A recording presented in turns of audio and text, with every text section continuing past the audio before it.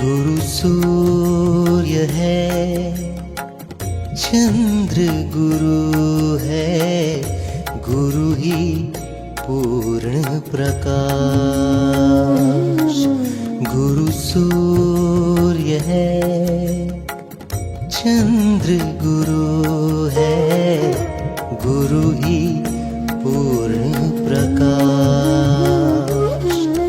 गुरु के चरणों में मिलता है तन मन को उल्लास।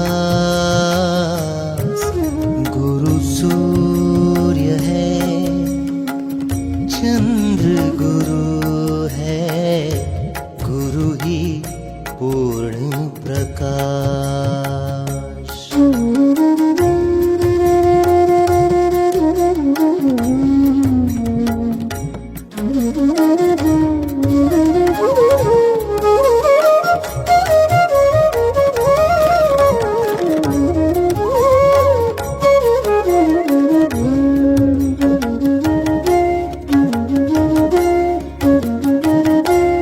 गुरु फूल है, गुरु है उपवन, गुरु ही अगर सुआस।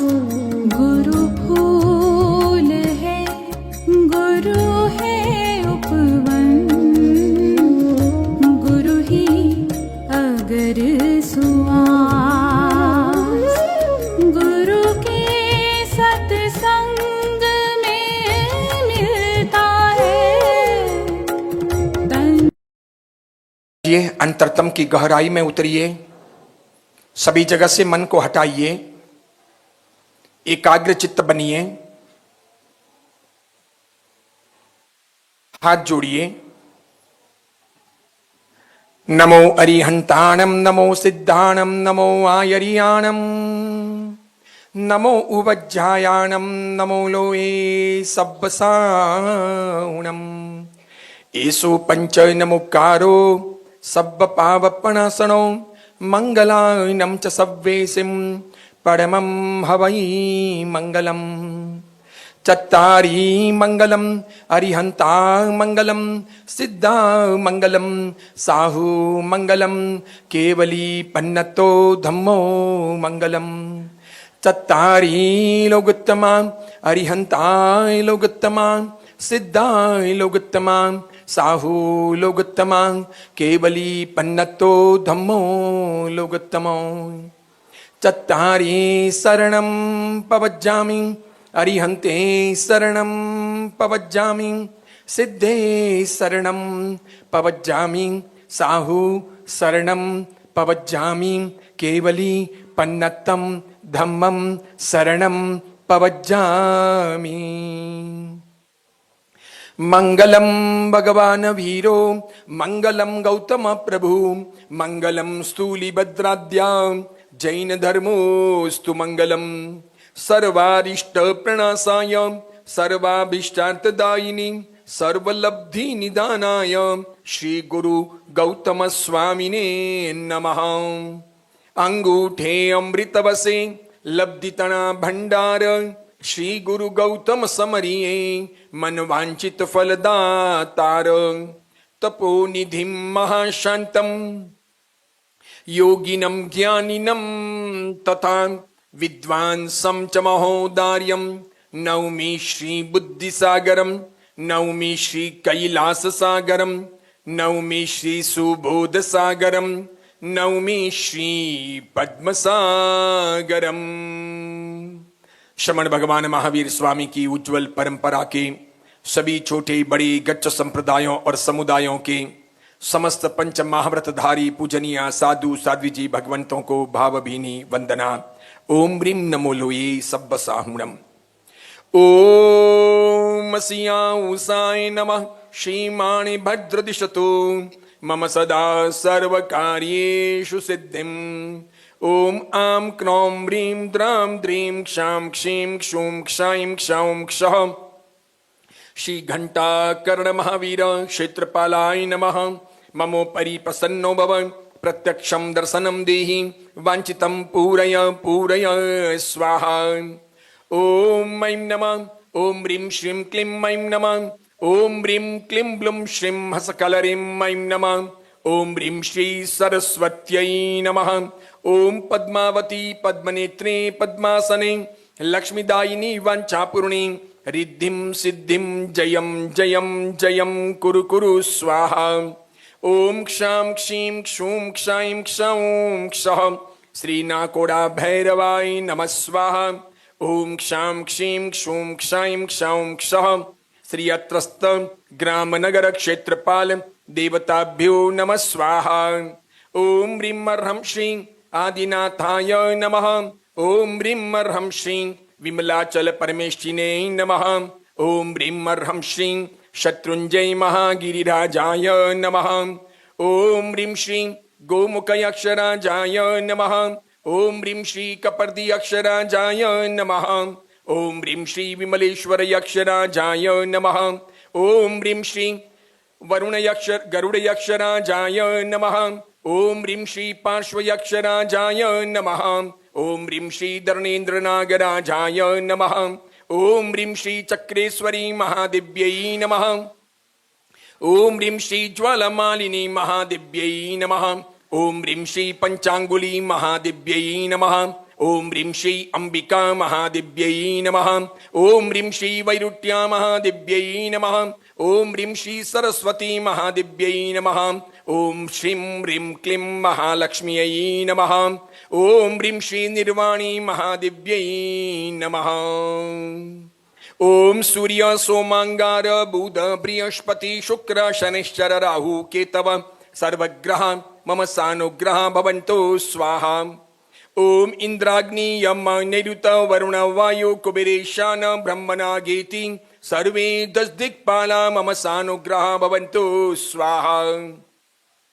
ओम भवन वैवान वंतर जोई सवासी विमानवासी जेके दुट्ट देवा ते सव्वे उवसमन्तु मम स्वाहा।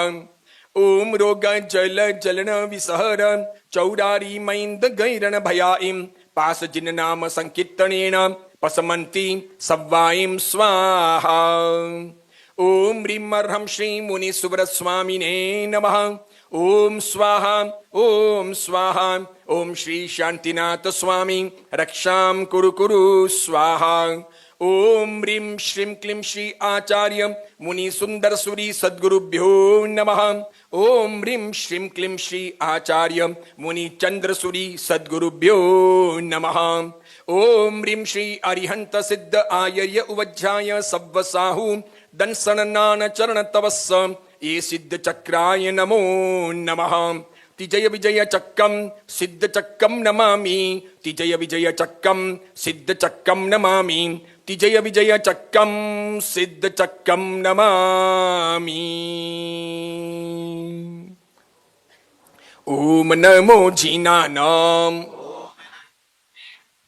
शरणानाम मंगलानाम लोकोत्तमानाम राम ह्रीं रूम राईं राम रह असिया उषा त्रैलोक्य ललाम भूताय शुद्रोपद्रव शमनाय अर्हते नमः स्वाहा।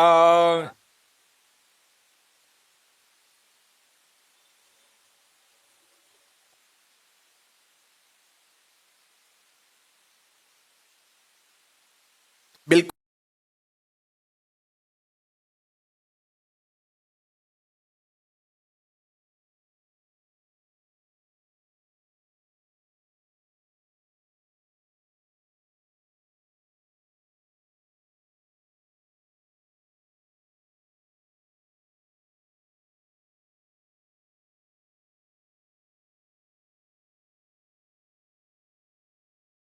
का चौथा दिन है। शाश्वत ये पर्व जीवन के कल्याण का कारक जो गुणों की साधना है, आज उपाध्याय पद की आराधना का पावनकारी दिन है। जैन परंपरा में ज्ञान और गुणों के दाता, संयम के रक्षक, साधु साध्वियों की ठीक तरीके से परवरिश करने वाले उपाध्याय भगवंतों की गौरवशाली परंपरा है। हर गज के अंदर महान महान उपाध्याय भगवंतों का पदार्पण हुआ और उन लोगों ने बहुत बढ़िया तरीके से समाज को आगे बढ़ाने का प्रयत्न किया। जो साहित्यिक परंपरा आज जैन समाज के पास में है, वैसी साहित्यिक आगमिक परंपरा किसी भी समाज, किसी भी धर्म के पास नहीं है। इसमें आचार्य भगवंतों से भी कुछ अधिक उपाध्याय भगवंतों का योगदान रहा है। वे जरूर बाहर अधिक आते नहीं, आचार्य पद ग्रहण करते नहीं, साधु साध्वियों को पढ़ाने, उनके चारित्र और उनकी क्रियाओं को अक्षुण्ण रखने, उनको ठीक तरीके से संयम में स्थिर करने और जिन शासन के साहित्य के योगक्षेम के लिए वे बहुत कुछ करते हैं। महान उपाध्याय भगवंतों में महामहोपाध्याय यशोविजी जी तो साक्षात सरस्वती के वरद पुत्र रहे। नन्ही सी जिंदगी में जिन्होंने बहुत बड़े ऐतिहासिक काम किए। आज दुनिया में कहीं पर भी दर्शन शास्त्र के बारे में गहराई से किसी को विद्याभ्यास करना हो, विविध दर्शनों का ज्ञान प्राप्त करना हो, न्याय इत्यादि को गहराई से देखना हो, तो महामहोपाध्याय यशोविजी जी के ग्रंथ इसके लिए माइलस्टोन है। मात्र जैन ही नहीं पढ़ते, साधु साध्वी ही नहीं पढ़ते, दुनिया की विभिन्न यूनिवर्सिटियों में हरिभद्र सूरी जी का, हेमचंद्राचार्य का और महामहोपाध्याय यशोविजी जी महाराज का साहित्य रेफरेंस बुक के तौर पर या टेक्स्ट बुक के तौर पर पढ़ाया जाता है। बड़े बड़े पंडितों को, महान प्रखर विद्वानों को, सरस्वती के वरद पुत्रों को उन साहित्य को देखना पड़ता है। उन्होंने कई प्रकार के रूपक बताए, कई प्रकार की बातें अलग अलग तरीके से समझाई और इस प्रकार उन्होंने जैन जीवन में और सामान्य जीवन में धर्म को, अध्यात्म को, सच्चाइयों को, अच्छाइयों को, आत्मवाद को, कर्मवाद को घोलने का, गहरे उतारने का प्रयत्न किया। तो पहला पद अरिहंत का, दूसरे पद में सिद्ध भगवंत, तीसरे में आचार्य, चौथे में उपाध्याय, कल पांचवा पद होगा सभी साधना का श्रम करने वाले साधु साध्वी जी भगवंतों का। ये पंच परमेश्वरी की साधना है, नवकार महामंत्र की आराधना है, ये जीवन की निर्मलता का प्रतीक है। मैं बार बार इसलिए कहता हूं कि ये गुणों और लक्षणों की पूजा अर्चना है, यानी किसी व्यक्ति की पूजा नहीं है। जिन्होंने गुण प्राप्त किए, जिन्होंने वैसे लक्षण अपने आत्मा में तैयार किए, जिन्होंने आत्मानुभूतियां की, जो या आत्मानुभूति के मार्ग पर जो आगे बढ़ रहे हैं, जो साधना का श्रम कर रहे हैं, जो परिवार इत्यादि को छोड़ते हैं, कंचन कामिनी का परित्याग करते हैं, गुरु सानिध्य में रह करके ज्ञानाभ्यास विद्याभ्यास करते हैं, सुंदर तरीके से चरित्र की परिपालना करने का प्रयत्न करते हैं। कोई स्खलना होती है तो मन में दुख व्यक्त करते हैं, पश्चाताप करते हैं, प्रायश्चित्त लेते हैं, जीवन को बुहारने की कोशिश करते हैं। एक ईमानदारी पूर्वक जैन साधुओं के जीवन को अन्य धर्मों के धर्म गुरुओं की तुलना में अगर हम ला करके देखने का प्रयत्न करें तो आज इस कलिकाल में 21वीं शताब्दी में भी जैन साधु साध्वियों की बराबरी शायद कोई नहीं कर सकता। माना वर्तमान जगत के अंदर शिथिलाचार काफी व्याप्त हो चुका है, साधु साध्वियों में भी वो पहुंचा है, साधु साध्वी भी उसकी चपेट में आए हैं। कईयों को भारी नुकसान हुआ है, कईयों के समुदायों को नुकसान हुआ है, कईयों ने गलतियां की है। इतना सब होते हुए भी आप देख सकते हो कि 19,000 साधु साध्वियों में आपको 100 साधु साध्वी भी ऐसे नहीं मिलेंगे जो शिथिल हों, भ्रष्ट हों। बाकी साधना करने वाले, निष्ठापूर्वक रहने वाले, जिंदगी को उज्जवल करने वाले, माँ बाप का ही नहीं, कुल का ही नहीं, गांव का ही नहीं, जिन शासन का नाम रोशन करने वाले, अपना तन मन शक्ति सामर्थ्य बुद्धि क्षमता सब कुछ लगा देने वाले और जिन शासन की सेवा करने वाले हजारों हजारों साधु साध्वी बैठे हैं। दूर दराज के इलाकों तक वे पहुंचते हैं, लोगों को धर्म का बोध देते हैं, जिन शासन की रक्षा करते हैं, मानवता का संदेश देते हैं, धर्म की प्रेरणाएं देते हैं। इसके सामने आप इस्लाम की परंपरा को देखो, ईसाईयत की परंपरा को देखो, यहूदियों की परंपरा को देखो, सिखों के धर्म गुरुओं को देखो, बौद्धों के भिक्षुओं को देखो और हिंदुओं के ऋषि मुनि संत या फिर कोई मुनि या फिर कोई स्वामी, कोई शंकराचार्य, उन सबको देखो और तुलना करो कि कौन महाव्रतों का परिपालन करता है, कौन रात्रि भोजन का त्याग करता है, कौन केश लुंचन कराता है, कौन परिसहों को सहता है, कौन सच्ची तपस्या करता है, कौन विद्याभ्यास करता है, कौन कंचन कमीनी का परित्यागी है, किस प्रकार जैन साधु जीवन जिया जाता है, वो कितना कठिन है, फिर भी आज वर्तमान काल में अच्छे तरीके से उसे जिया जा रहा है। और अभी अभी तो इन वर्षों में, इस पिछले 25-50 वर्षों में बड़ी मात्रा में युवा साधु साध्वियों की भरमार आई है जैन समाज में, विद्वानों की भरमार आई है। पुराने जमाने में तो होठ निठल्ले, ढीले, ठंडे, ऐसे लोग समझो साधु बन जाते थे। आज तो ताकतवर, संपत्तिशाली, बुद्धिशाली, पढ़े लिखे, डिग्रीधारी, अच्छे सामर्थ्यवान, गोरे चिट्टे, बहुत बड़ी बड़ी कंपनियों में काम करने वाले, बड़े बड़े जॉब करने वाले साधु साध्वी बन रहे हैं। समझदारी पूर्वक दीक्षाएं हो रही है बहुत बड़ी मात्रा में, और उन सब की शक्ति जिन शासन के लिए लग रही है। बस तकलीफ है तो इतनी ही कि हम संप्रदायवाद में, पंथवाद में उलझ करके बैठे हैं।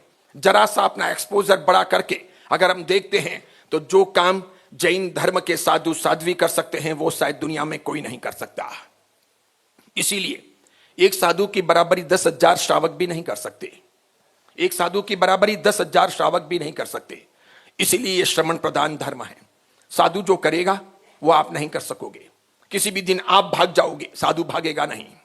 साधु टिका रहेगा, साधु धर्म संघ को संभालेगा, साधु आगमों को संभालेगा, आगम की परंपराओं का संभाल लेगा। सभी कोई शिथिल नहीं होते, और जो शिथिल हैं उनको सामाजिक मान्यता नहीं मिल रही, समाज उन्हें दुत्कार रहा है। ये बहुत अच्छी बात है, बहुत अच्छी बात है। ये वो व्यक्तिगत तरीके से शिथिल हों, वो व्यक्तिगत भक्तों में रचे पचे हों, लेकिन सामाजिक मान्यताएं उन्हें नहीं मिल रही। और जो शिथिल नहीं है, ईमानदारी पूर्वक समाज के अंदर जीवन जीते हैं, समाज उन्हें एप्रिशिएट कर रहा है, उन्हें आगे बढ़ा रहा है। जैन समाज ही नहीं, अजैन समाज के लोग भी ऐसे जैन साधु साध्वियों के परिचय में आते हैं, अभिभूत बन जाते हैं, नतमस्तक हो जाते हैं, प्रशंसा करते हैं, सुंदर तरीके से उनके चरणों में बैठ करके पढ़ते हैं।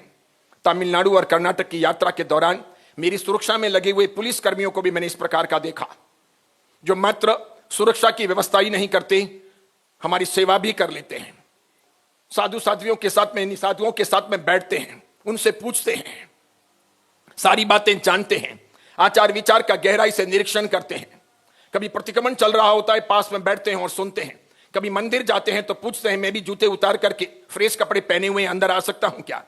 ये आप जो करते वो मैं भी कर सकता हूं क्या? बड़े बड़े अफसर इस प्रकार आते हैं, बैठते हैं। विहार में व्हील चेयर के पास में चलते चलते पूछते हैं कि मांसाहार क्यों उपयोगी नहीं है, क्यों नहीं खाना चाहिए? ये तो पारंपरिक हैं, इतने सारे पशु पक्षी जीव जंतु हैं, नहीं खाएंगे तो बहुत बढ़ जाएंगे। फिर जब डिस्कशन होता है, फिर बहस होती है, सुंदर तरीके से वे अपने तर्क रखते हैं, हम अपने तर्क रखते हैं। ऐसे मुझे कितने ही सारे पुलिस वाले मिले, कितने ही सारे सुरक्षा अधिकारी मिले, जिन्होंने एक एक विहार में बातें करते करते, बातें सुन करके मांसाहार का सदा सदा के लिए परित्याग कर लिया। अभी भी उनके मैसेज आते हैं, फोन आते हैं, महावीर जन्म कल्याणक आएगा तो वो कहेंगे, गुरुजी हैप्पी महावीर जन्म कल्याणक, आपको हमारी तरफ से बहुत बहुत वंदना। मुंबई के अंदर जब गौड़ी पार्श्वनाथ के अंदर द्विशताब्दी का महोत्सव था तो कुछ सीआईडी मेरी सुरक्षा में लगे थे, मुझे ये मालूम नहीं पड़ा। 18 दिन के बाद जब उन्होंने गुरु महाराज को और मुझे भाईकला छोड़ा तो वंदना की, मुझे लगा कि ये श्रावक होंगे, संघ के छोड़ने आए हैं। उन्होंने कहा हमारी ड्यूटी यहां पूरी हुई। मैंने कहा आप कौन हो? इतनी अच्छी हिंदी और गुजराती बोलते हो? तो क्या हम सभी सीआईडी अफसर हैं। हमको उप मुख्यमंत्री की तरफ से यह पता था कि इस साधु पर बहुत अधिक जोखिम है, इसलिए इसकी सुरक्षा में आप 5 जनों को तैनात रहना है। हम 5 सिविल ड्रेस के अंदर आपके आसपास रहते थे, आप जहां भी जाते थे तो वो वासक का बटुआ भी पकड़ते थे, कभी मेरा डंडा पकड़ लेते थे, लोगों को हटाते भी थे, जूते भी बीच में से हटाते थे, कारपेट उठाते थे। तो मैंने देखा कि संघ के कोई श्रावक होंगे, मेरी सेवा के लिए लगाए गए हैं। मैंने कहा ठीक है, मुझे ये पता नहीं था। उसमें एक मुसलमान भी था, वहां तो सामान्य कांस्टेबल था। 2 शताब्दी के बाद में उसने आशीर्वाद मांगे, परिवार के साथ में आया, मुझे कहा मेरे बच्चे पर हाथ रखो, आज आपकी याद में, आप जा रहे हो, आपकी याद में हम चारों मांसाहार छोड़ रहे हैं। मेरी बच्ची को तो आप छुओगे नहीं, बच्चे पर हाथ रखो, हमारा अच्छा हो ऐसी आप कामना करना, आपका अच्छा हो ऐसी हम कामना करेंगे। उसके बाद में वो कभी नहीं भूला। मैं तो इन व्यस्तताओं के बीच में कुछ याद ना रख पाया। उसने कहीं से मेरे नंबर जुटाए, फिर मुझे मैसेज किया, कंटिन्यू जुड़ा रहा। फिर वो मुंबई विधानसभा के अंदर ड्यूटी पर लग गया। मुझे कहता है, गुरुजी आपकी कृपा से, आशीर्वाद से और गौड़ी पार्श्वनाथ परमात्मा दादा की उस सेवा के बाद में मेरा बहुत अच्छा प्रमोशन हो गया है। मैं यहां विधानसभा में मुख्यमंत्री कार्यालय में आ गया हूं। मेरे लायक कुछ काम हो तो कहना। मैंने कहा, तेरे लायक काम तो क्या कुछ भी हो, किसी भी नेता को कुछ कहना हो, मुख्यमंत्री को कुछ कहना हो, कोई फाइल अगर सरकारी हो, मैं सब करके दे सकता हूं। मैंने कहा, मुझे ऐसा कुछ काम है नहीं, होगा तो मैं जरूर कहूंगा। तुम, मैंने कहा, पवित्र रहना, अच्छा रहना, ईमानदारी पूर्वक काम करना। मुसलमान कई ऐसे लोग हैं, कितने सारे हैं। जैन साधु साध्वी के परिचय से जो परिवर्तन होता है वो किसी से नहीं होता। इसीलिए भगवान ने कहा है, ज्ञान परिवर्तन का मुख्य मार्ग है, आचरण परिवर्तन का मुख्य मार्ग है। अगर आप जीवन उन्नति के मार्ग पर आगे बढ़ना चाहते हो तो आप ज्ञानवान बनो, आचार को परिशुद्ध करो, किसी से डरो मत, घबराओ मत, कर्मवाद की व्यवस्थाओं के अंतर्गत आगे बढ़ो, शांतिपूर्वक जियो, बुरा करने का कभी मत सोचो, निश्चित तौर पर आपके जीवन का उदय होगा। जो जैसा करता है वैसा भरता है, जो करेगा वो भरेगा। कर्मवाद का यह अटल सिद्धांत है। पूरा जैन दर्शन कर्मवाद पर आधारित है, ईश्वरवाद पर आधारित नहीं है। कर्मवाद वही आत्मवाद, यानी आत्मा ही शाश्वत है। आत्मा जो करेगी, शुभ और अशुभ, उससे शुभ और अशुभ कर्मों का अनुबंध होगा। धीरे धीरे वो बीजारोपण फिर खाद पानी लेकर के मजबूत बनेगा। शुभ भी मजबूत बन सकता है, अशुभ भी मजबूत बन सकता है, शुभ भी मिट सकता है, अशुभ भी मिट सकता है। जो निकाचित हो जाएगा वो उदय में आएगा, वो प्रतिफल बन करके लौटेगा। उसमें कोई भाई भतीजावाद काम नहीं आएगा कि मैंने किए हुए कर्म हैं, अभी भुगतान के लिए इनको दे देता हूं। तो हस्तांतरित मामला नहीं है कि कर्मों को आप कहीं पर भी ट्रांसफर कर सके, ऐसा नहीं होता। कर्मों में रॉन्ग नंबर भी नहीं लगता, जिसने किया है उसी को भुगतना है। भले आप साइबेरिया के जंगल में चले जाओ, गहरा तहखाना बना दो, आयरन वॉल खड़ी कर दो, water proof, sound proof, air proof वो स्थान हो, और प्लास्टिक सर्जरी करवा करके अपनी हुलिया बदल दो। बाल है तो टकलू बन जाओ, दाढ़ी है तो निकाल दो, लड़का है तो लड़की बन जाओ, कपड़े बदल दो, नाम बदल दो, चेहरा बदल दो, तब भी कर्मों की फिलोसॉफी में कोई रॉन्ग नंबर नहीं लगेगा। प्रॉपर एड्रेस पर कर्म पहुंचते हैं, वहां से उठाते हैं, वहां कोई कमी बेशी नहीं चल सकती, वहां कोई परिवर्तन नहीं चलता। वहां तो जो किया है वो भुगतना है।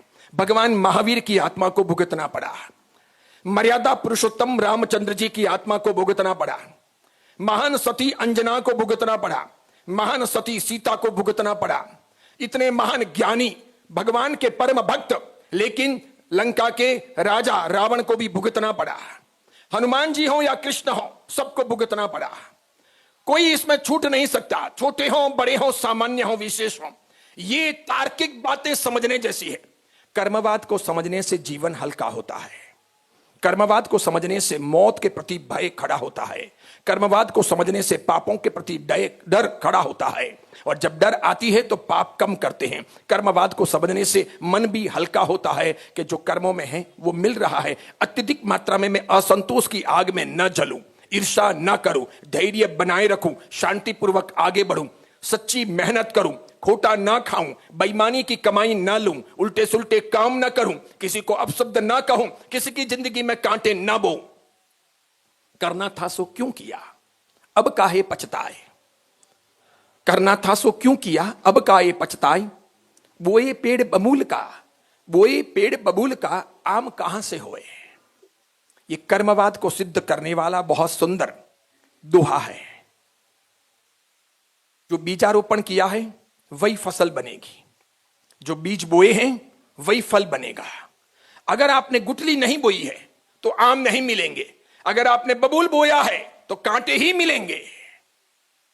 फिर उसमें कोई भैरूजी, पद्मावती, घंटाकर्ण, माणिभद्र, कोई शांतिनाथ, पार्श्वनाथ, कोई वासकसेप, कोई रक्षा पोटली, कोई पूजन, कोई हवन, कुछ भी काम नहीं आ सकता।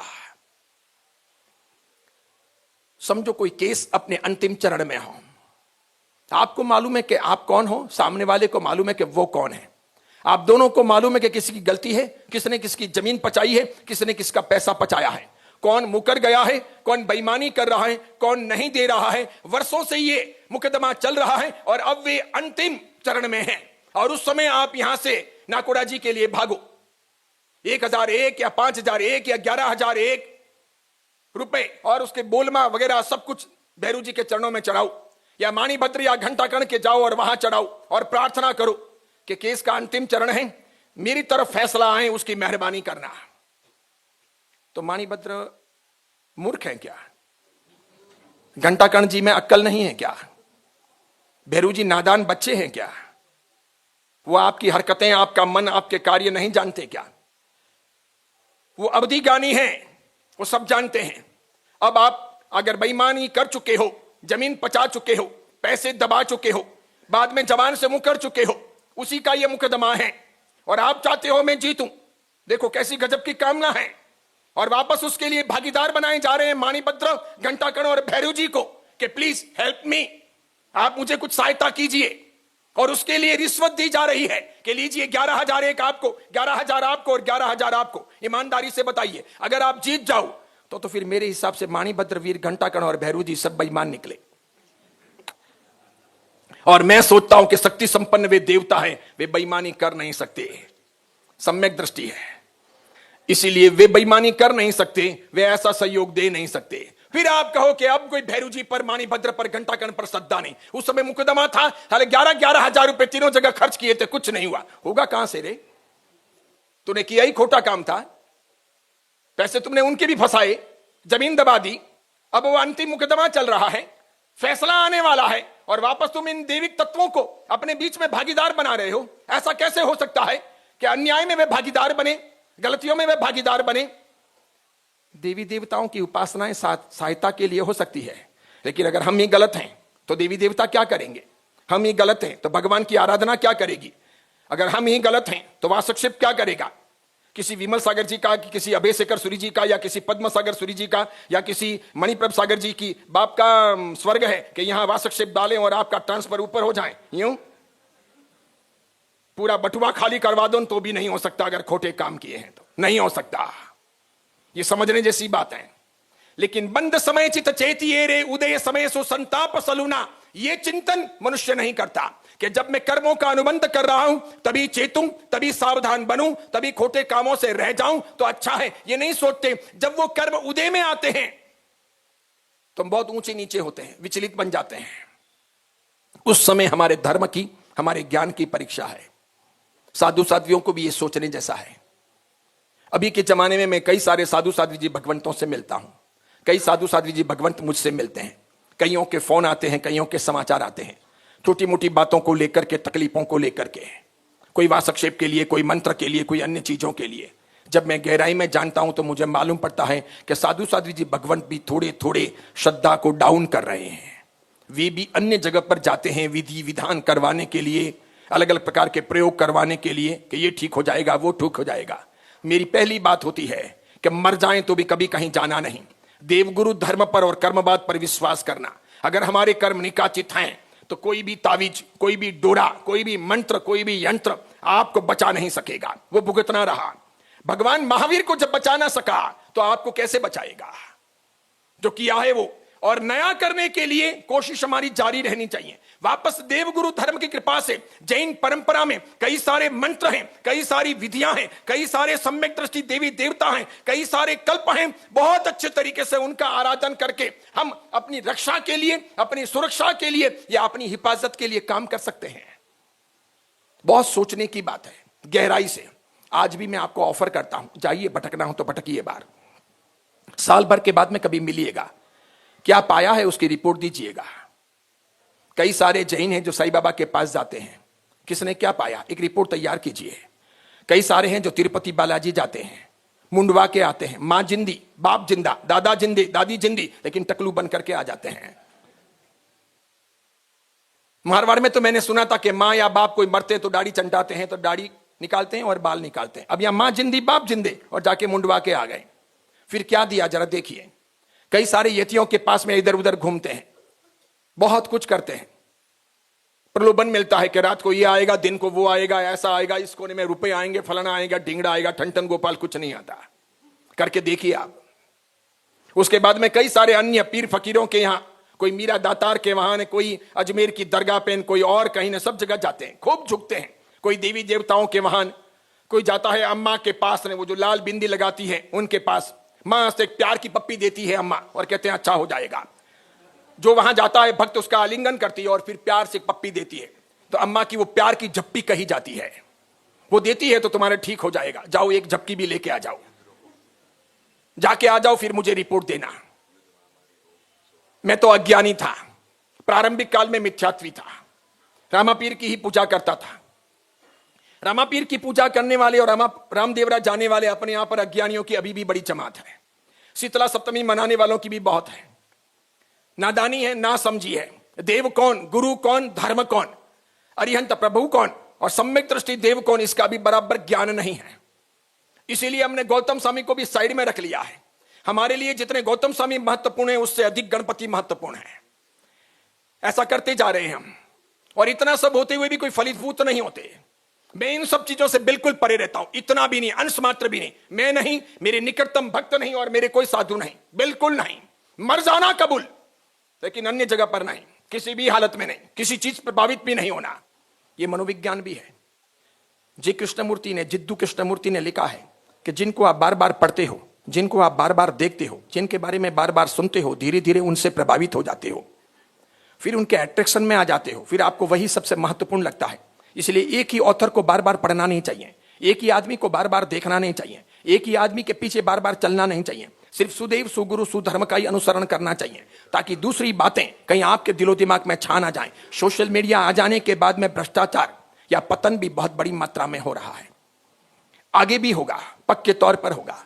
कई सारे ऐसे जैन लोग हैं जो सद्विचारों के नाम पर, अच्छाइयों के नाम पर, अच्छे वचनों के नाम पर इधर उधर के कई सारे लोगों को सुनते जा रहे हैं, जिनके आचार के ठिकाने नहीं, विचार के ठिकाने नहीं, जिनका कोई पंथ नहीं, जिनकी कोई ठीक से मान्यता नहीं, जिनके पास सम्यक ज्ञान दर्शन चारित्र नहीं, और उनको सुनते हैं और उनके वीडियो को फॉरवर्ड करते हैं। यह भी मिथ्यात्व है। मात्र सद्विचारों से ही प्रेरित नहीं होना होता। पैसे देख करके और पैसे लेकर के बोलने वाले बहुत लोग बैठे हैं कि तो मैं जैन साधु हूं, पंचमहाव्रतधारी और जिन शासन की रोटियां खाता हूं। अगर मैं जैन ना होता और ऐसा अच्छा वक्ता बना होता तो आज एक किसी ऑडिटोरियम में बोलने का आराम से 1 लाख रुपए की फीस मुझे मिल जाती। अलग अलग भाषाओं में बोलता, बढ़िया तरीके से, टेक्निक के साथ। लेकिन उसकी वैल्यू क्या? वो आत्मकल्याण थोड़ी है, वो जीवन का कल्याण नहीं। कितनी भी अच्छी बातें कर दें, मिमिक्री करने वाले भी बहुत बैठे हैं, कई सारे शो करने वाले बैठे हैं, कई सारे ऐसी सारी बातें यानी कि सद्विचारों की बातें करने वाले बैठे हैं, कई सारे मनोवैज्ञानिक बातें करने वाले बैठे हैं, मोटिवेशनल स्पीकर। लेकिन उनसे जीवन का कल्याण नहीं हो जाता। सबसे पहले ज्ञान दर्शन चारित्र चाहिए, राइट फेथ चाहिए, मान्यता सही चाहिए। खोटी मान्यता है, कितने भी चलो, कितना भी सुनो, कितने भी वीडियो फॉरवर्ड करो, उससे कुछ नहीं होता। इसलिए अगर आप भी मुझे यहां पर मात्र कोई मोटिवेशनल स्पीकर उस प्रकार सुनने आए हो तो सुनने की आवश्यकता नहीं है। जिन शासन की वाणी है, जिन धर्म की बात है, जीवन परिवर्तन के लिए आगे बढ़ना हो, सुदेव सुगुरु सुधर्म पर विश्वास करना हो तो ही सुनना है। जिन वचनों को इसीलिए सुना जाता है, यही उनका महत्व है। राग छोड़ना है, द्वेष छोड़ना है, माया कपट छोड़ने हैं, हल्का बनना है, जीवन का परिवर्तन करना है, अरिहंत प्रभु के मार्ग पर आगे बढ़ना है, तब कहीं जाकर के जीवन का कल्याण होता है। तो आज कई लोग हैं ऐसे, बहुत सुनते हैं, सुन करके बदल जाते हैं, और उनको सुनने के बाद में धीरे धीरे जैन साधुओं के पास में जाना छोड़ देते हैं। इसीलिए मैं मंदिर मार्गी परंपरा के बुजुर्गों से कहना चाहूंगा कि अपने मंदिर मार्गी की जो ओरिजिनल परंपराएं उनको जीवंत रखिए। ऐसे वैसे कोई भी साधु साध्वी आपके संग में आते हैं, बड़े आए छोटे आए, और हर बात के लिए आपको प्रेरित करते हैं, ये भी करना चाहिए ना, वो भी करना चाहिए, अननेसेसरी आडंबर नहीं करने हैं। मंदिर मार्गी परंपरा का दृश्य ऐसा नहीं दिखाना है कि इसमें कुछ धरा नहीं है। इसकी जो मौलिक बातें हैं, गहरी बातें हैं, उसे समझाने की कोशिश करनी है। कोई जरूरी नहीं है कि इतने सारे फूल यूं उड़ाए जाए, कोई जरूरी नहीं है, आवश्यक नहीं है। कोई जरूरी नहीं है कि बहुत बड़ी मात्रा में आरंभ समारंभ किया जाए, कोई जरूरी नहीं है। बहुत अधिक बैंड, बहुत अधिक झांकियां, बहुत अधिक दिखावा बिल्कुल जरूरी नहीं है, बिल्कुल जरूरी नहीं है। वर्तमान युग में यह आवश्यक नहीं है। धर्म तत्व क्या है उसे समझाने की आवश्यकता है। मार्ग क्या है, आचार विचार क्या है, जैना किसमें है, परिपक्वता किसमें है, समझदारी किसमें है, ज्ञान का मार्ग क्या है, यह समझाने की आवश्यकता है। और इस प्रकार धर्म का पोषण करना होगा, वरना समानांतर अपने आसपास में कई परंपराएं खड़ी हो रही है, वो अपने यहां से लोगों को उठा रही है, बड़ी मात्रा में मंदिर मार्गियों का, स्थानकवासियों का परिवर्तन होता जा रहा है। वे दूसरी परंपराओं में जाते जा रहे हैं, वे बदलते जा रहे हैं, वे मूल धर्म के मार्ग को खोते जा रहे हैं। और सबसे मूल मार्ग ये अपने हाथों से च्युत हो रहा। या आप जो सफेद बाल वाले हो और थोड़ा बहुत मेरे से प्रेरित होकर ये काले बाल वाले युवा हैं, ये बैठे हैं। बाकी आज आपके घर के अंदर 15 साल, 16 साल, 18 साल, 20 साल के लड़के लड़कियों को धर्म और सिद्धांतों की बातें करना बहुत मुश्किल है। जब वे 10th के पहले थे तब तो पाठशालाएं जाते थे, तब वे गुरु जी का मानते थे, महाराज साहब का मानते थे, पापा मम्मी का मानते थे, अलग अलग प्रकार की गिफ्ट मिलती थी, पाठशालाओं में पढ़ते थे, कंपटीशन में भाग लेते थे, तब वे प्रतिक्रमण, सामायिक पूजा इत्यादि करते थे। और जैसे ही 10th आई, 12th आई, PUC first year, PUC second year, उसके बाद में कॉलेज आया, धीरे धीरे मन बदला, श्रद्धा भ्रष्ट हुई, श्रद्धा थी ही कमजोर, बहुत गहरा बीजारोपण या बहुत गहरा वहां पर फसल का पनपने का काम या फिर उसको सहारा देना वो आपने किया नहीं था, सब ऊपर ऊपर से हो रहा था। धीरे धीरे सब बदल गया। इसीलिए छरी पाली संघ भी निकाले, नवाणु भी करें या अन्य कुछ भी करें, तब भी बहुत ज्यादा तामझाम नहीं होना चाहिए। और ये जो ज्यादा तामझाम हो रहा है ये समाज के लिए अत्यंत नुकसानकारक है, बाह्य दृष्टि से भी और आंतरिक दृष्टि से भी। बाहर लोग देखते हैं, हमसे जलते हैं, और अंदर हम खोखले होते जा रहे हैं। इसी में सबका रस लग रहा है। अब जैसे पुराने कई सुंदर अच्छे विधि विधान पूर्वक के पूजन हैं, वो सब एक तरफ रह गए। अब आप लोगों के दिलो दिमाग में शक्रस्तव भी आ गया। बस शक्रस्तव करना है, जोर जोर से बजाना है, जोर जोर से गाना है, जोरदार फूल उछालने हैं, कलश भर भर करके जोरदार अभिषेक करने हैं, हा हु 1.5-2 घंटे तक मचानी है, काम पूरा हुआ। रियल में कह रहा हूं, देखना आप धीरे धीरे इस प्रकार लोग मार्ग से चले जाएंगे दूर। इसीलिए अपने यहां की पूजा, अपने यहां की सामायिक, अपने यहां के प्रतिक्रमण, अपने यहां की प्रभावना, सब चीज बराबर होनी चाहिए। इसीलिए मैं कहता हूं कि कोई गिफ्ट विफ्ट देने के लिए इस प्रकार ये लकी ड्रॉ वगैरह नहीं होने चाहिए, बिल्कुल नहीं होने चाहिए। मैं मेरे चौमासे के अंदर कभी भी प्रवचन के बाद में कोई प्रभावना देने नहीं देता। स्टार्टिंग के 20 मिनट तक प्रभावना होगी, अगर किसी की प्रभावना है तो, बाहर गांव से आए हों या गांव के हों। अगर आपने संघ पूजन करवाने के लिए लिखवाया है और आपको करना है तो 20 मिनट तक होगी। 20 मिनट में जो आ गए उनका संघ पूजन हो गया, बस दैट्स ऑल, बात पूरी हुई। सिर्फ एक चौमासे का प्रवेश और एक पंचमी का अपना श्री संघ सवि वात्सल्य के सिवाय एक भी खाना पीना फोगट नहीं होता, पास के साथ में ही होगा। अभी तो लालसा लगी है, कहीं पर भी नौकारसी हो, कहीं पर भी दोपहर का खाना हो, खाली घोषणा करो, वहां भीड़ जगेगी। बाकी कोई भी काम हो वहां पर भीड़ नहीं होगी, बिल्कुल नहीं होगी। कितना भी अच्छा प्रवचन हो, कितनी भी अच्छी बातें हो, जहां खाना है, नाश्ता है, वहां जाएंगे। इसका मतलब हम खाने के लालचू हैं, हमको खाना पीना ही महत्वपूर्ण लग रहा है। प्रभु की बातें, प्रभु की चीजें, ज्ञान का मार्ग वो महत्वपूर्ण नहीं लग रहा है। और इसीलिए सबकी मानसिकता वैसी बनती जा रही है। समझो आपने जिरावला जाकर, संकेश्वर जाकर, पालिताना जाकर एक ओली करवाई और उस ओली में आपने सबको 1000 रुपए की प्रभावना दी, तो इसके बाद में हुबली से कोई भी आदमी अगर ओली करवाने के लिए बारगांव ले जाता है तो 1000 के नीचे देने का तो कोई मतलब ही नहीं है। तुरंत कहा जाएगा कि हाँ इतना दम नहीं था, कि उनका जोरदार था, कि खाना भी मस्त था, पढ़ना भी जोरदार था, लाने ले जाने की एसी बसें वगैरह भी थी और 1000 की प्रभावना थी। इन्होंने तो 500 की प्रभावना दी और इनकी बसें एसी नहीं थी। इन्होंने जो कमरे दिए थे उन्होंने तो हर कमरे में 3 जनों को ही उतारा था, इन्होंने 4-4 को ठूंस दिया था। कि समझ रहे हो, एक पत्रिका आपके हाथों में आती है और आप सोचने लग जाते हो कि वाह जोरदार अंजनशाला का प्रतिष्ठा है। जितनी महंगी प्रतिष्ठा, अरे जितनी महंगी पत्रिका उतनी बड़ी अंजनशाला का प्रतिष्ठा, ऐसा आप सोचोगे। जाके देखा है क्या? विधि विधान देखे हैं क्या? महाराज साहब को देखा है क्या? उनके विधि विधान देखे हैं क्या? पंडितों को देखा है क्या? किसकी रुचि है? स्टेज प्रोग्राम की रुचि है, ठुमके लगाने हैं, किसी को प्रियमदा दासी बनना है, किसी को ये बनना है, किसी को राजा रानी बनना है, अच्छे फोटो खिंचवाने हैं, उसके बड़े चढ़ावे बोलने हैं, उसका डेकोरेशन कर लेना है। फिर मंदिर के अंदर विधि विधान, उसमें कितने ट्रस्टी हाजिर हैं, कितने श्रावक श्राविका हाजिर हैं, क्या कर रहे हैं, किस प्रकार कर रहे हैं, रात्रि भोजन होता है कि नहीं होता है, कितने बजे चौका बंद करते हैं। रात को बना के दिन को खाना और दिन को बना के रात को खाना और रात को बना के रात को खाना, यानी दिन को बना के रात को खाना, रात को बना के रात को खाना और रात को बना के दिन को खाना, तीनों को रात्रि भोजन कहा गया है जैन शास्त्रों में। अब हम रस्सी तब करते हैं, कितने बजे व्यासना करते हैं, कब बनाया है, किसने ध्यान रखा है, क्यों ध्यान नहीं रखते हैं, क्यों ऐसी मनस्थिति है? कोई भी कैटेरर हो, वो कोई बाप थोड़ी है। हमारी जानकारी कहां है? ज्ञान का मार्ग क्या है? शांति होनी चाहिए। जहां पर 4 लोग भी नहीं होते मंदिर में, और तो भी हम चैत्य वंदन कर रहे होते हैं, पक्षाल का घी 1 माण, 1 माण, 1 माण, सवा माण, सवा माण, सवा माण, 1.5 माण, 1.5 माण, 1.5 माण, साला 15 मिनट तक मणि पूरा नहीं करता।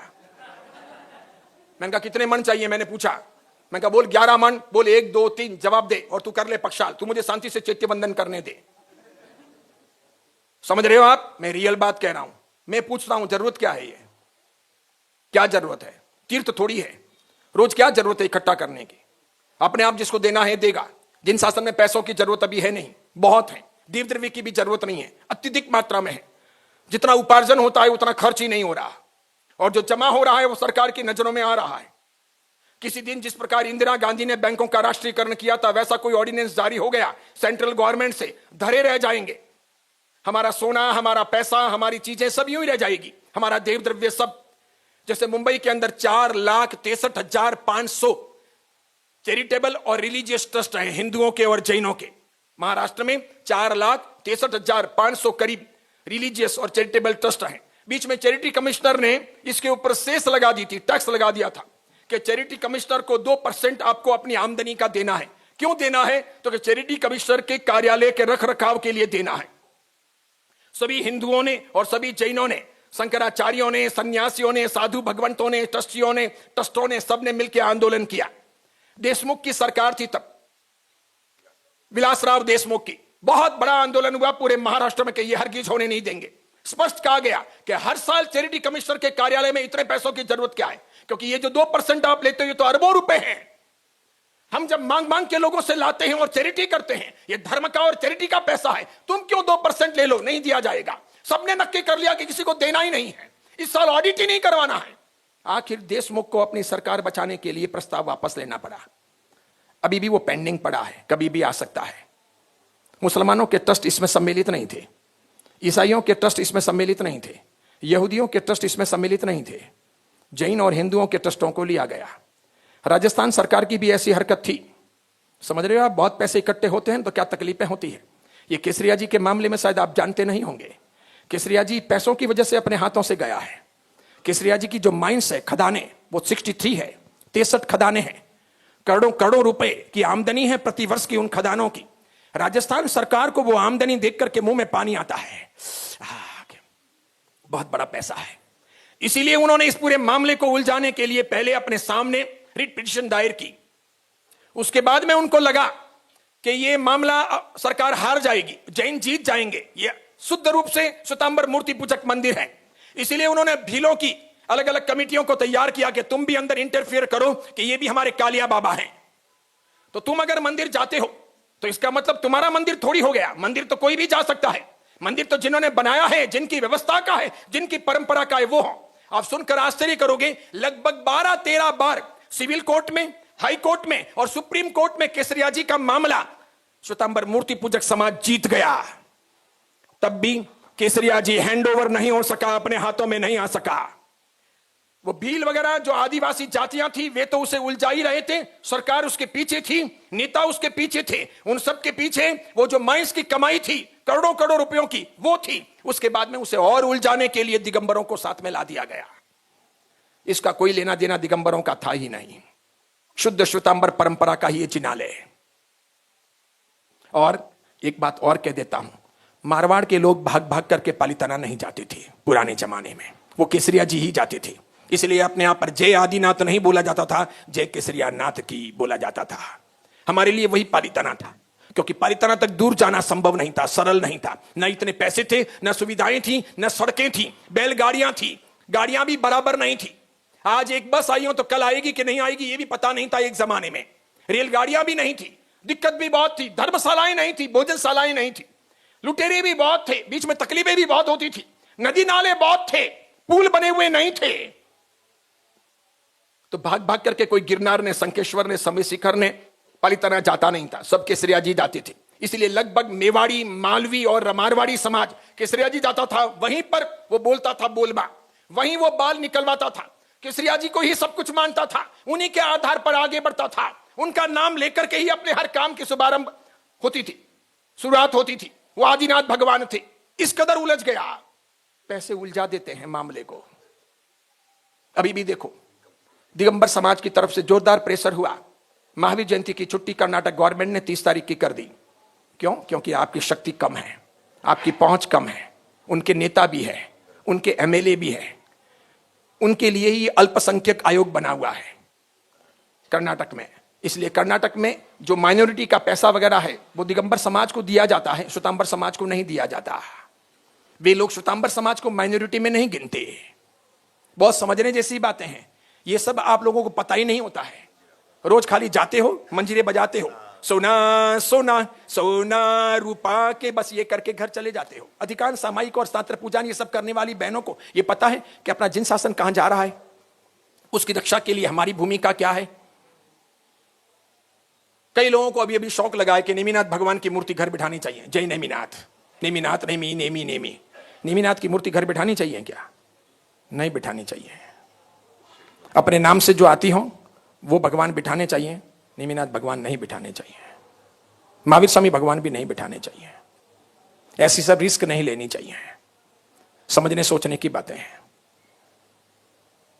लेकिन नहीं समझते। कहना बेकार है। अब जब एक प्रवाह में सब लोग चले जाते हैं तो एक साथ में सब लोग उस प्रवाह में भेड़ बकरियों की तरह चले ही जाते हैं, तो वहां समझदारी एक तरफ रह जाती है। इसके लिए पुराने साहित्यकारों को, परंपराओं को, कल्याण विजय जी जैसे जालोर वाले महाराज साहब को वगैरह पढ़ने जैसा है कि क्या करना चाहिए, क्या नहीं करना चाहिए, क्या उचित है, क्या नहीं उचित है। या जैसे आपके यहां प्रतिष्ठा करवाई भद्रानंद विजय जी थे, ऐसे कोई ज्ञानी भगवंत हो परंपरा से, या हिमाचल सूरी जी महाराज थे, उसी प्रकार अन्य पुराने यति जी महाराज थे। क्या नाम था उनका, जो रेवदर के पास में करुटी के वहां तिलोक विजय जी महाराज थे, यति जी जैसे थे वो। मेरे दादा गुरुदेव कल्याण सागर सूरी जी महाराज थे, पद्म सागर सूरी जी महाराज के गुरु।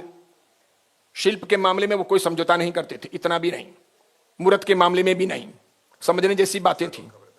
आज कई सारे लोगों को पता ही नहीं है, कुछ भी नहीं पता है, कईयों को ही नहीं। अपने यहां पर जब अंजन सलाका होती है ना, तो जो परिकर होता है ना, परिकर के देवी देवताओं के भी सब विधान होते हैं, उनको जीवंत बनाना होता है।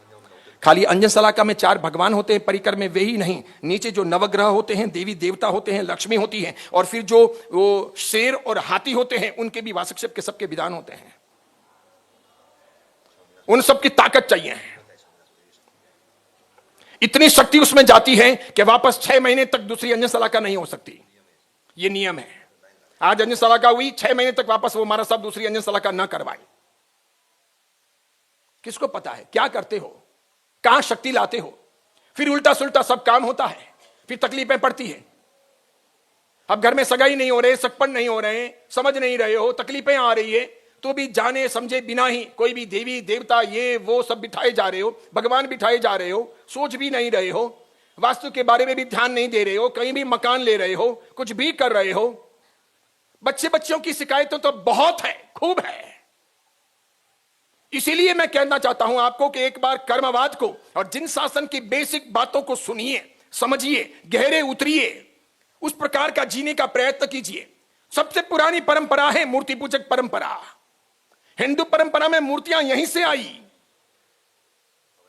हिंदू परंपरा हवन करती थी, बलि देती थी, और जो भी ये बड़े बड़े शक्तियां हैं, समुद्र हैं, सूर्य हैं, चंद्र हैं, पीपल हैं, पानी है, नदी है, तालाब है, इन सब की पूजा करती थी, अव्यक्त की। मूर्तियों की पूजा हिंदू परंपरा नहीं करती थी। जैनों से मूर्ति परंपरा वहां आई, बाद में उन लोगों ने आगे बढ़ाया है सब।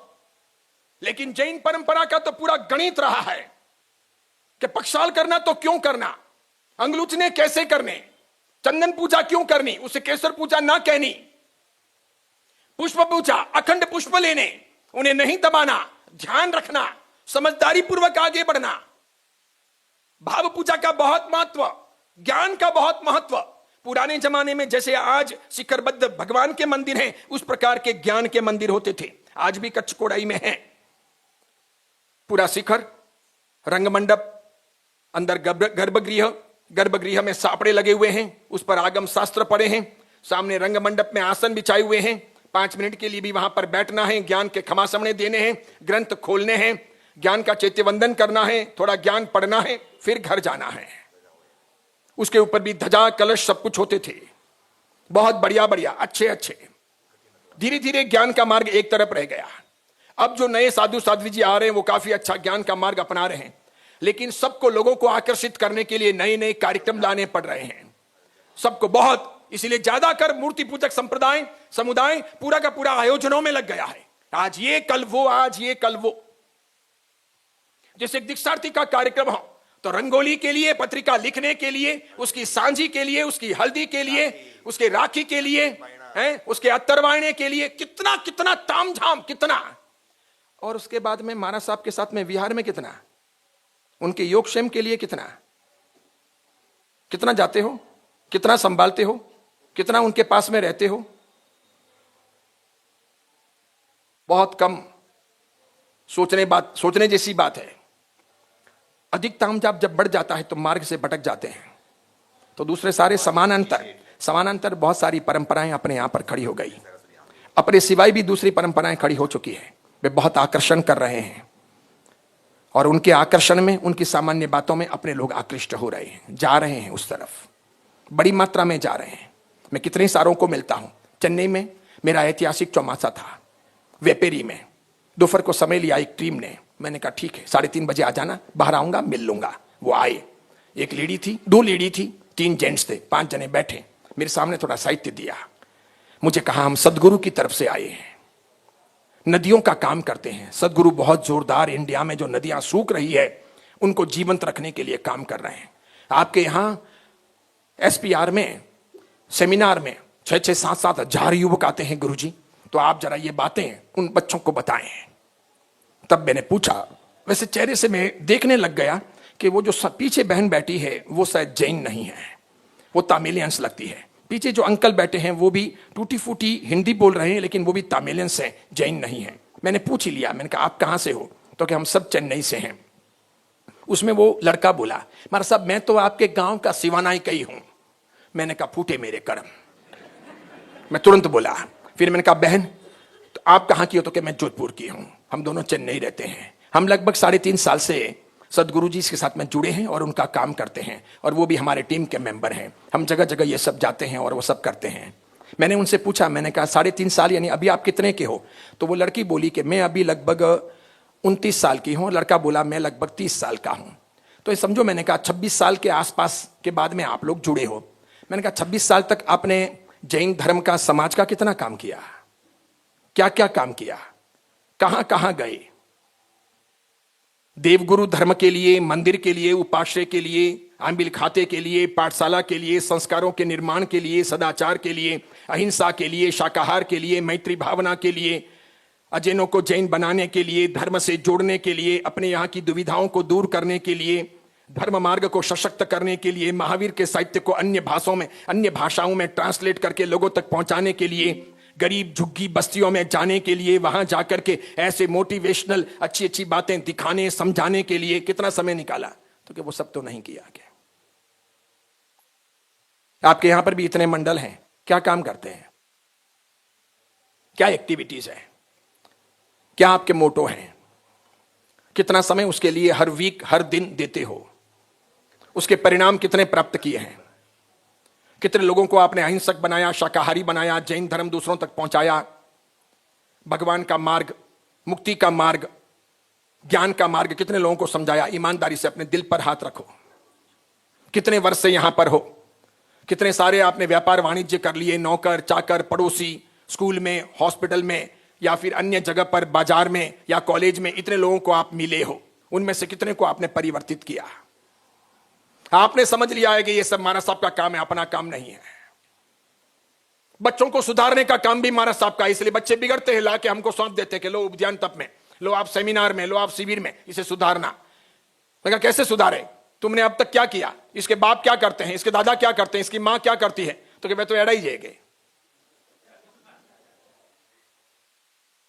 रियल में कह रहा हूं, मजाक नहीं कर रहा हूं, मैं हकीकत देखता हूं, मैं हर चीज को बहुत गहराई से नापता हूं कि बच्चों को गुस्सा आ रहा है, नहीं मान रहे हैं, पढ़ नहीं रहे हैं, सुन नहीं रहे हैं, कॉलेज में घूमते हैं, इधर घूमते हैं, बाहर घूमते हैं, सब कुछ करते हैं, लेकिन अपनी बातें मजबूती से नहीं है, और जो है मजबूती से वो भी ढर्रे से बंधे हैं, बिल्कुल अलग प्रकार से, समझते ही नहीं है। ऐसा लगता है कि काफी जड़ताएं हैं। धर्म जड़ता में नहीं होना चाहिए, धर्म तो तल्लीनता पूर्वक का होना चाहिए, सहज होना चाहिए, सरल होना चाहिए, सबको आकृष्ट करना चाहिए। एक छोटी सी बात कहूं, प्रमुख स्वामी गुजरे स्वामीनारायण संप्रदाय के, वीडियो नहीं देखे हो तो देख लेना। 6.5 लाख से अधिक लोग उनके दर्शन करने के लिए आए। 24 घंटे कतारें जारी रही। 3 दिन 4 दिन या 5 दिन के बाद में उनका अग्नि संस्कार हुआ। तब तक उनकी डेड बॉडी रखी गई, लेकिन बिल्कुल साइलेंट, शांतिपूर्वक एक एक लाइन आती जा रही है, दर्शन करते जा रहे हैं, एक एक लाइन निकलती जा रही है,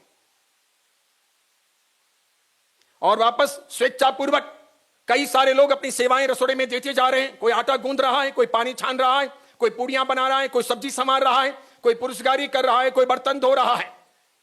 6.5 लाख से अधिक लोग उन 5-6 दिनों के अंदर खाना भी खा लिए, नाश्ता भी कर लिए, दर्शन भी कर लिए, अर्घ्य अर्पित भी कर लिया।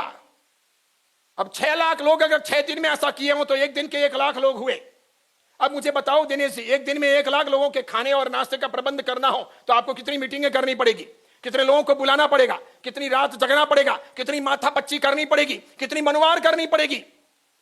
तब भी हा हु का कु कोई सुनने वाला नहीं, और वहां एकदम साइलेंट। आप आराम से देखिए, उनको कौन सिखाने गया है? वो कोई फॉरेन के थोड़ी है, इंडिया के हैं, 250 साल पहले जन्मे हैं, अपना अनादिकालीन शासन, उनका मार्ग तो अभी का। तब भी डिसिप्लिन, वेल डिसिप्लिन, कोई मगजमारी नहीं, टंटा नहीं, ये नहीं वो नहीं, बर्तन बासनों की आवाज नहीं, शांतिपूर्वक सब सॉफ्टली चल रहा है। चुपचाप आ रहे हैं, बड़े बड़े नेता भी आ रहे हैं, सब जा रहे हैं। सिर्फ नरेंद्र मोदी या अमित शाह आए तो ही उनको कांच में मास्क बांध करके जाने दिया गया, बाकी सब बाहर से दर्शन करते हुए जा रहे हैं एकदम आसानी से, कुछ कहने की जरूरत ही नहीं है। अपने यहां पर तो भी रथ यात्रा होगी तो मैं आपको दिखा दूंगा, कुछ भी नहीं सुनेंगे, कुछ भी नहीं समझेंगे, बस खाली डर्रे से चलता जा रहा है। हर चीज में ऐसा है, अपने अनुशासन जैसी चीज नहीं है। और विशेष करके इस आधुनिक युग में, जब ज्ञान का युग है और लोग बहुत लॉजिकल हो गए हैं, तब धर्म के मार्ग की बातें उन तक सीधे व्यवस्थित तरीके से पहुंचाना, उसका ही काम करना, उसको महत्व देना, यह अत्यंत महत्वपूर्ण है। जैसे अनुकंपा करते हैं, आंख मूंद के किए जा रहे हैं, किसकी करनी चाहिए अनुकंपा? किसको दान देना चाहिए? ये बहनों के मंडल ने, पुरुषों के मंडल ने, ये ने वो ने, सब ने, छात्र मंडल ने, पूजा मंडल ने, ये लोग भी जो पैसे इकट्ठे करते हैं तो कहते हैं हम जीव दया करते हैं, अनुकंपा करते हैं, खिचड़ी घर चलाते हैं, ये करते हैं वो करते हैं। जो पैसे आते हैं वो आश्रम में देते हैं, वृद्धाश्रम में जाते हैं, अनाथ आश्रम में जाते हैं। मैंने कहा आश्रम किसके? वहां कौन है? किसको दे रहे हो आप? वो क्या बनने वाले हैं? वो पैसा कहां जाएगा? वृद्धाश्रम में देते हो तो कहां जाएगा? अनाथ आश्रम में देते हो तो कहां जाएगा? किसके काम आएगा, किसके विरोध में काम आएगा? कुछ पता है आपको? समझदारी है? इसीलिए धन खर्च करने की दिशा भी बदलने की आवश्यकता है। ज्ञानी गुरु भगवंतों के चरणों में बैठ करके करुणावान होना चाहिए, दयालु होना चाहिए, जीवदया प्रेमी होना चाहिए, अहिंसक होना चाहिए। लेकिन कब देना, क्यों देना, कितना देना, कब ना देना, क्यों ना देना, कहां ना देना, किसको देना और किसको ना देना, इसकी भेदरेखा स्पष्ट होनी चाहिए। अगर इसकी भेदरेखा नहीं है तो आप अज्ञानी हो, आपको ज्ञान नहीं है। आपको वापस जिन शासन पढ़ना चाहिए।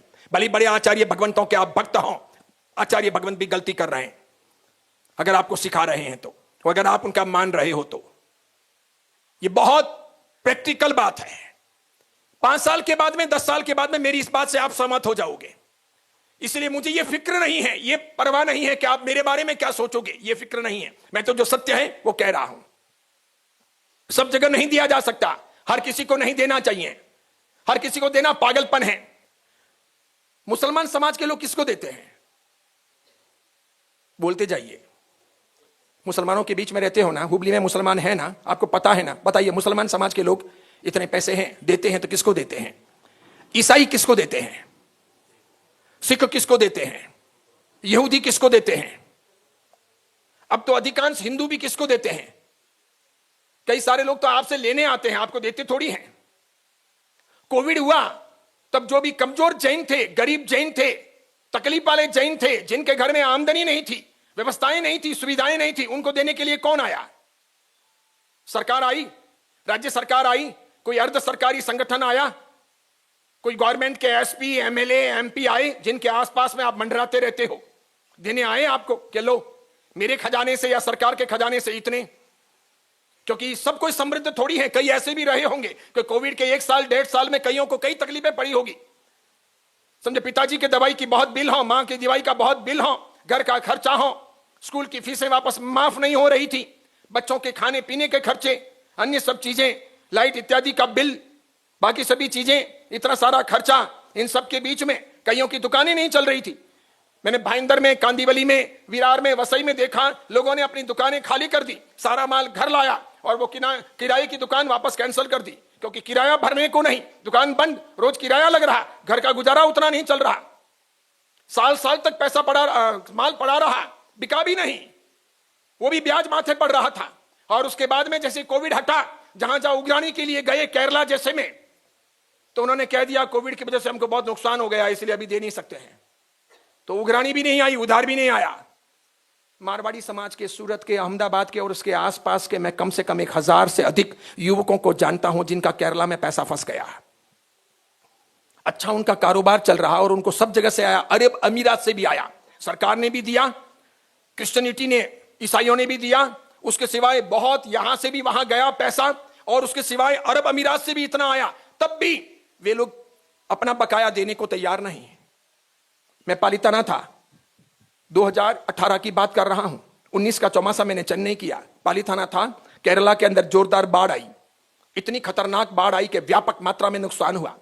तो अपना पूरा तमिलनाडु, कर्नाटक, महाराष्ट्र, गुजरात, सभी जैन मंडल निकल पड़े दान पुण्य करने के लिए, पागलों की जमात की तरह, पया लगाओ, पैसे इकट्ठे कर करके केरला भेजने लगे, बहुत भेजने लगे।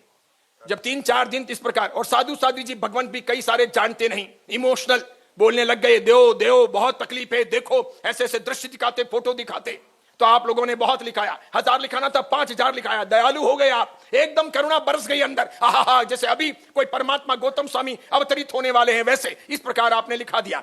करोड़ों रुपए वहां पर गए। 3-4 दिन तक मैंने तमाशा देखा, 5वें दिन मैंने वीडियो बनाया, वीडियो बना के वायरल किया, और तब फिर जैन समाज के लोगों ने देना रोका। फिर भी कई सारे जैन संगठनों के मेरे ऊपर फोन आए कि दिमाग खराब है आपका, मैंने कहा खराब है, आप ऑपरेशन करवाओगे, मैंने कहा मुझे करवाना है, मैंने कहा आप कहते हो तो मैं मीरज पहुंचता हूं विहार करके, मेंटल हॉस्पिटल में मुझे दाखिल कर दो, मेरा दिमाग खराब है, लेकिन मैं जो बोल रहा हूं वो सही बोल रहा हूं। क्या तुम होते कौन हो इस प्रकार दान पुण्य करवाने के लिए लोगों को बोलने वाले, तुम्हारे में अक्ल है क्या? सामने वो जो भाई साहब थे, कोई भी ट्रस्टी हो, मैं सबका कहता हूं, अलग अलग बड़ी बड़ी संस्थाओं के, मैंने उनको पूछा, मैंने कहा ज्ञानी हो क्या, कितने आगम शास्त्र पढ़े हैं, या आगमों के बाद के कितने शास्त्र पढ़े हैं, मुझे जरा नाम बताओ, कौन से आचार्य भगवंत से आपने वाचना ली है। मैं अभी उस आचार्य भगवंत को फोन करता हूं कि इस बेवकूफ को क्या सिखाया है। थर थर कांपने लगे, बहुत बोले, अंट संट, अलग अलग फोन आते, समझिए ना आप 3-4 दिन के अंदर मेरे ऊपर 85 के अलग अलग जैन समाज के लोगों के फोन आए। मुंबई में, सूरत में बातें होने लगी, यार विमल सागर बिचू घन चक्कर है क्या, वीडियो बना दिया, उसके बाद में पैसा नहीं आ रहा के, सब लोग दे नहीं रहेंगे, पहले इतना अच्छा आ रहा था, इन्होंने हाथों हाथ रुकावट डाल दी। फिर मैंने एक राइट ऑफ इंफॉर्मेशन RTI के तहत मुंबई हाई कोर्ट के अंदर एक रीट पिटीशन दायर करवाई कि मुझे यह जानना है कि बाढ़ आने के बाद केरला में आबकारी विभाग के ठेके के अंतर्गत इलीगली नहीं लीगली कितनी शराब पी गई, मुझे यह जानना है, जवाब दीजिए। सेंट्रल गवर्नमेंट में डाली एक अपने वकील को करके, फिर वहां से रिपोर्ट आई कि बाढ़ आने के बाद के 7 दिन के अंदर केरल के लोगों ने 523 करोड़ रुपए की शराब पी। कितनी शराब? 523 करोड़ रुपए की शराब बिकी है 7 दिन में। अब जो 523 करोड़ की शराब पी सकते हो, उनको हेल्प करने की जरूरत क्या है? बोलो ना, जवाब तो दो। मैंने साधु भगवंतों से और उन ट्रस्टियों से पूछा, सबसे, मैंने कहा बोलिए, 523 करोड़ की शराब अगर 7 दिन में बाढ़ आने के बाद में भी पीते हो, इसका मतलब उनका दिल कितना मजबूत होगा। अब अगर आप पानी में लटक रहे हो तो शराब पियोगे? आपका बच्चा पानी में मर रहा हो तब आपको शराब याद आएगी? रात को सोने को जगह ना हो और आपका पूरा घर पानी में हो तब आपको शराब याद आएगी? बोलिए आप। और करोड़ों करोड़ों रुपए अपने जैन समाज के बच्चों के जो व्यापार करते थे, सैंपल लेकर के वहां जाते थे, माल सप्लाई करते थे, उधार का वो रोटेशन होता है, 2 महीने 3 महीने 4 महीने में पैसे आते हैं, वो सब अटक गए। कितने ही लोग इस प्रकार अपना नुकसान करते हैं। अपना पैसा बहुत जाता है। पालिताना में भी इसी प्रकार बांटते रहते हैं। गांव गांव जाते थे लोग, जाकर के कहते थे कि हम समझाएंगे, गांवों का उद्धार करेंगे, गांवों के लोगों को जिन शासन के प्रति अहोभावित करेंगे ताकि वे लोग जैन धर्म का भला करेंगे। खूब बांटा, किसी को किट बांटे ने, ये बांटा ने, वो बांटा ने, मिठाइयां बांटी ने, समय समय पर ओकेशन पर बड़े बड़े थैले वेले सब भर भर करके दिए, सब किया। एक भी गांव वाला जैन समाज के सपोर्ट में तो नहीं आ रहा, सब खा पी के बैठ गए। ऐसा थोड़ी होता है। इसीलिए सोचना समझना अत्यंत आवश्यक होता है। बहुत बढ़िया। इसीलिए गहराई से पक्के जैन बनो, समझो, सीखो, ऐसी बातें लंबे समय तक सुनो, उन पर चिंतन मंथन करो, और कोई सवाल उठे तो उसको लाओ मेरे पास, पूछो। जो चीज मैं नहीं समझता हूंगा किसी से पूछ के आपको बताऊंगा और आगे बढ़ने का प्रयत्न करेंगे। बहुत आवश्यक है। नहीं तो नवपद हो, होली की आराधना हो, दीपावली की आराधना हो, चतुर्मास हो या पर्युषण महापर्व हो, यूं ही आते रहेंगे जाते रहेंगे, समाज में परिवर्तन होगा ही नहीं। समाज में इस परिवर्तन की सख्त आवश्यकता है कि कहां देना, कितना देना। साधारण खाते में कितना कम दे रहे हैं लोग, देव द्रव्य में बढ़ चढ़ करके हिस्सा ले रहे हैं। माना देव द्रव्य महत्वपूर्ण है, लेकिन पूरा व्यवहार चलेगा कैसे? साधारण के बिना नहीं चलेगा। साधारण कौन देगा, कहां से आएगा? जब सक्षम आदमी, समर्थ आदमी नहीं देगा तो कैसे होगा? फिर इन सब खर्चों का वहन कौन करेगा? कैसे संग चलेंगे? लेकिन आदमी नहीं सोच रहा। और चढ़ावे बोल करके पैसे ना भरने हैं, यह भी गजब की बात है। या चढ़ावे बोल करके अभी पैसे नहीं देने हैं, 2-4 साल के बाद में देने हैं, यह भी गजब की बात है। क्या क्या सोच है, कैसी कैसी सोच है, कैसी विचित्र प्रकार की, क्या इरादे हैं इसके पीछे, कुछ समझ में नहीं आता। कितना जिन शासन का नुकसान। और अभी अभी तो ऐसा हो गया है, चढ़ावे होते हैं फटाफट व्हाट्सएप पर सब आंकड़े रीले धनाधन दुर्जनों के, दुष्टों के पास में पहुंचते हैं। वे भी जैन समाज का बहुत बुरा करते हैं, जैन होते हुए भी। कई ऐसे दुष्ट बैठे हैं जैन समाज के, जिनके माता पिता जैन, लेकिन वो कमबख्त लोग पैदा हुए हैं जैन धर्म का नुकसान करने के लिए। समझते ही नहीं कि ये क्या कर रहा हूं। और इस प्रकार भी बहुत तकलीफें हो रही, बहुत तकलीफें हो रही। चुगलियां भी अपने लोग बहुत खा रहे, धमकियां भी बहुत दे रहे। कैसा कैसा हो रहा। फिर जैन समाज चलेगा कैसे, आगे कैसे बढ़ेगा? और आप सब लोग मुंह बंद करके चुपचाप बैठे हो, बस सोशल मीडिया पर बातें आती है, देखते रहते हो, तमाशा करते हो, बेच देते हो। देवगुरु धर्म को मजबूत करना बहुत आवश्यक होगा। पिछले 100 सालों में जिन शासन का जितना नुकसान नहीं हुआ, इतना 10 सालों में अभी नुकसान देखने में आ रहा है। इतनी रफ्तार के साथ में जैन धर्म का पतन हो रहा है, नुकसान हो रहा है। इसीलिए सब चीजों के मामले में अच्छे तरीके से सोचना है। मंदिर मार्गियों की जो परंपरा है, उसका ज्ञान, ध्यान, स्वाध्याय इत्यादि की बातों को गहराई से समझना, सीखना, पढ़ना, सुनना, जानना और बराबर उसका समायोजन करना। एक भी चीज व्यर्थ ना जाए, एक भी चीज बेकार ना जाए, इस प्रकार होना चाहिए। गांवों में जाता हूं, देखता हूं, समय वात्सल्य होता है। शाम का समय वात्सल्य हो तो टिफिन लेने के लिए लोग आते हैं। कितने कितने छोटे से गांव में भी 50 जने, 60 जने, 70 जने, 80 जने, 100 जने टिफिन लेने आते हैं। तो मैंने कहा 100 जने बीमार हैं क्या? 100 जने टाइम में हैं क्या इतने जने से गांव में? 100 जने लूले लंगड़े हैं क्या माछे में कि उनके लिए टिफिन लेके आना पड़े? और वापस टिफिन में भी 1 जने का नहीं, 2 जने का, 3 जने का भरा जाएगा। तो एक एक घर में 3-3 लूले लंगड़े हैं क्या? मैंने पूछा। समझ रहे हो आप? वापस रात्रि भोजन करना है। मेरे जाने के बाद में मीटिंग करते हैं कि हमारा सब कौन होते हैं ये कहने वाले कि टिफिन नहीं देने हैं। समझ रहे हो आप? मेरे वैसे चंद्र के साथ राहु बैठा है, इसलिए मेरे पीछे बोलने वाले बहुत होंगे। मैं कलाल एक भी आगे आके बोलता नहीं और सबूत देता नहीं। सबूत दे तो मैं खुलासा करूं, कुछ कर नहीं पाता, होते रहे। सत्य हो तो डरना नहीं होता। अब मुझे बताइए, नन्ना सा संघ हो और समय वात्सल्य कर रहे हैं, मुश्किल से खर्चे का पैसा इकट्ठा होता है और आप 50, 60, 100 जने टिफिन लेके जा रहे हो, 2-2, 3-3 जनों का, वापस रात्रि भोजन करोगे। स्वामी वात्सल्य इसके लिए है क्या? स्वामी वात्सल्य किसको कहते हैं? कि साधर्मिक भक्ति है, सबको इकट्ठे होना है, प्यार से साथ में खाना है, एक दूसरे से मिलना है। वो गेट टुगेदर भी है, वो मिलन है, वो समाज की अपनी समस्याओं का समाधान है। एक दूसरे में प्यार बढ़ेगा। डाइनिंग टेबल की फ्रेंडशिप डीपेस्ट फ्रेंडशिप होती है। साथ में खाना खाएंगे, मिलेंगे, एक दूसरे के सुख दुख पूछेंगे, एक दूसरे को हेल्प करेंगे। उसी समय कोई नई बात आएगी तो समाज के हित में कुछ निर्णय लेंगे, कुछ बातें करेंगे, एक दूसरे से कहेंगे। उसके लिए स्वामी वात्सल्य है। वरना खा के क्या होने वाला है? कुछ होने वाला नहीं था।